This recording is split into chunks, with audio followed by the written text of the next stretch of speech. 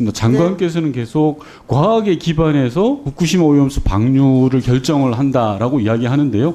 혹시 장관은 92년에 있었던 리우 환경협약이라고 알고 계시죠? 네, 알고 있습니다. 그 환경협약에서의 기본 원칙이 몇 가지 있는 줄 알고 계시죠?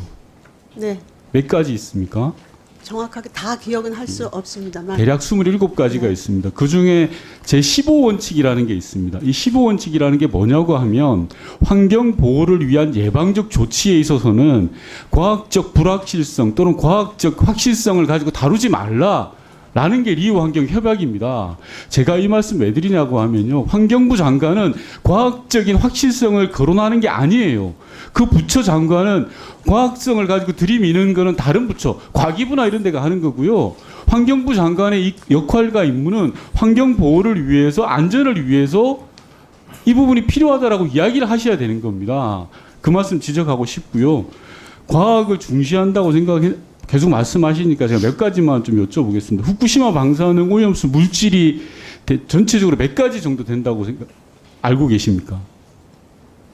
오염수에 포함되어 있는 물질, 위험한 물질이. 그래서 제가 정확하게 숫자는 기억을 못합니다만 한 60, 지금 69종 정도 있는 걸로 알고 있습니다. 정말 심각합니다. 전체 물질이 1000개 정도 됩니다. 이 중에서 문제가 되는 물질이 200개고요. 방금 장관께서 이야기한 60여 개는 도쿄 전력이 파악한 물질 개수입니다. 이래놓고 무슨 과학적이냐 아니냐 따집니까? 장관 스스로가 제대로 알지도 못하면서 과학적이라고 이야기하실 수 있습니까? 저는 아니라고 생각하고요. 그리고 조금 전에 지난 정부의 기조와 달라진 것이 없다라고 이야기했습니다. 그리고 존경하는 우리 김영동 의원님께서 PPT 자료도 보여주셨는데 정의원 장관의 발언에 전제 조건이 있었다는 거 알고 계십니까? 네, 알고 있습니다. 그 세 가지 전제 조건 알고 계십니까? 네, 알고 있습니다. 그 세 가지 전제 조건이 지금 일본이 충실히 이행하고 있다고 생각하십니까? 답을 하십시오. 아까 답변할 그 시간 부분은 이제 달라. 우리가 요청을 하는 겁니다. 아니 지금 그 세 가지 전제 네. 조건이 정의용 장관의 발언은 세 가지 전제 조건이 이행이 되면 가능하다라는 거였습니다. 제가 묻지 않습니까? 세 가지 전제 조건이 이행됐습니까? 지금 이행하도록 하는 것이 지금 제가 묻는 상관입니다. 답변을 하십시오. 전제 조건이 이행되지 않았지 않습니까? 그래서 전임 정부의 기조가 달라진 것이 없다라고 답변하면 안 되는 겁니다, 장관님. 또 하나 말씀드리겠습니다. IAEA 관련해서 여야 간의 공방이 벌어지는데요. 저는 대단히 좀 한심하다고 생각합니다. 장관께서 답변하셔야 될 내용은 IAEA는 유엔 체제하에서 임무를 수행하는 기구이지만 독립된 국제기구다라고 이렇게 정답을 이야기하셔야 돼요. 이쪽에서 물으면 이쪽 이야기하고 그렇게 편들 게 아닙니다. 과학자라고 하셨잖아요. 그죠? 유엔 체제 내에서 IAEA가 구성되어 있지만 다시 말해서 유엔 집행기구의 정례 멤버이기도 하고 사무총장하고 회의도 합니다. 하지만 예산이나 조직 운영은 독립된 기구예요. 알고 계시잖아요. 근데 왜 그걸 왔다 갔다 답변을 합니까? 이거 가지고 무슨 논쟁의 거리가 됩니까 이게? IAEA가 뭔지? 초등학생이 웃겠습니다 이거. 유엔 홈페이지 가보고 몇 번만 찾아봐도 다 아는 걸 정부가 정치적으로 답변을 하니까 그렇게 되는 겁니다. 다시 다른 주제로 잠깐 넘어가겠습니다. 환경부 1급 전원 사표를 냈다고 들었습니다. 용산 대통령실에 따르면 장관 직권으로 사표를 받았다고 했는데 맞습니까? 네, 맞습니다. 장관께서 직접 전화 그셨습니까?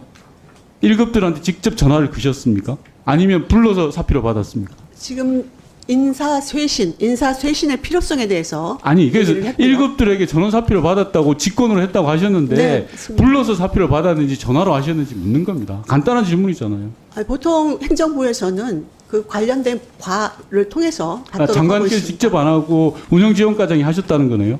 지시를 한 겁니다. 장관께서 지시하신 거고 운영지원과장에게.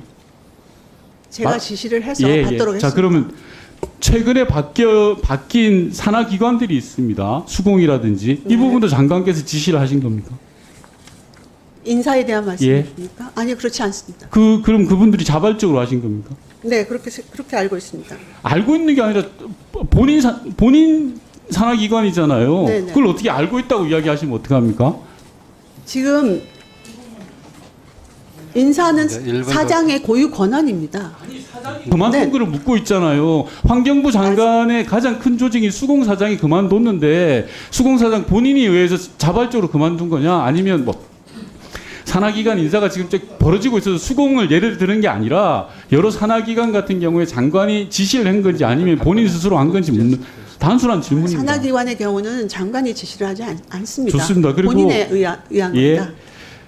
용산 대통령실에서 새 국정 기조에 맞추지 않으면 과감하게 인사 조치를 하라라는 메시지가 있었습니다. 이게 네, 온당한 메시지라고 보십니까?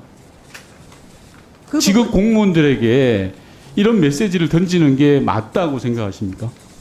그 부분은 충분히 할 수 있는 부분이라고 생각합니다. 충분히 할 수 있는 거하고 맞는 것, 적합한 것, 온당한 것은 전 다르다고 생각하거든요.